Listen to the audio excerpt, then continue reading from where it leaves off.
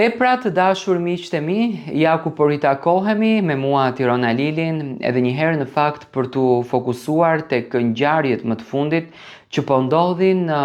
tani më jashtë shtëpisë së Big Brotherit. Sot në Shqipëria Live, sipas rregullores, le ta themi, sipas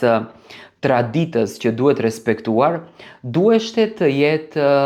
i ftuar Kristi, banori i cili kishte lënë shtëpinë. Do të thoni ju, po Tiron, ky Kristi ka dalur me zarf të zi, është përjashtuar. Në rregull, përjashtim pati edhe Casey, por ditën e nesërme ishte i ftuar në Shqipëria Live. Për shembull, në një pikë të lojën e la dhe Ilir Vrenozi, por ishte i ftuar në emisionin Shqipëria Live. Domethënë, banorët nga momenti që kanë dalë nga shtëpia, janë pozicionuar në studion e Shqipëria Live. Por pyetja është pse Kristi nuk ishte në studio dhe pse Sidorela Gjoni, gazetarja, i shëndrisnin syt, dhe e treta është kjo,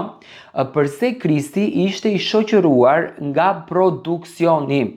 Kristi nuk ka qenë në burg, nuk ka qenë i burgosur, nuk ka qenë pas grilave që të jetë kaq shumë, domethënë, i mbikëqyrur për lëvizje që ai po bën. E para një herë Kristi nuk ka qenë në studion e Shqipëria Live, sepse mendoj që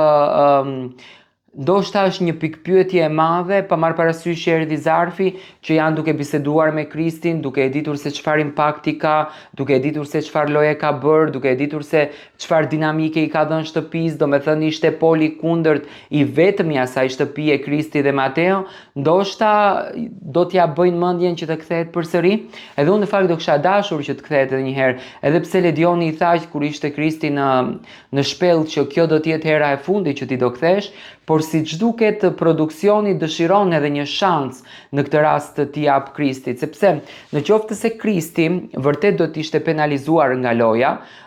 Kristi nuk do të ishte shoqëruar nga produksioni, do kishte marrë valixhet e tij, do ishte ngritur siç të gjithë banorët dhe do kishte dalë nga shtëpia. Tani, dyshimet janë shumë të mëdha se çfarë rregullore mund të ketë thyer Kristi. Ndoshta mund të ketë dalë nga dera e kuqe që të shtunën do transmetohet. Të shtunën do të jepet gjithçka në kuadër me Kristin, por, domethënë, dyshimet që mua më krijuan nga momenti kur Sidorela Gjoni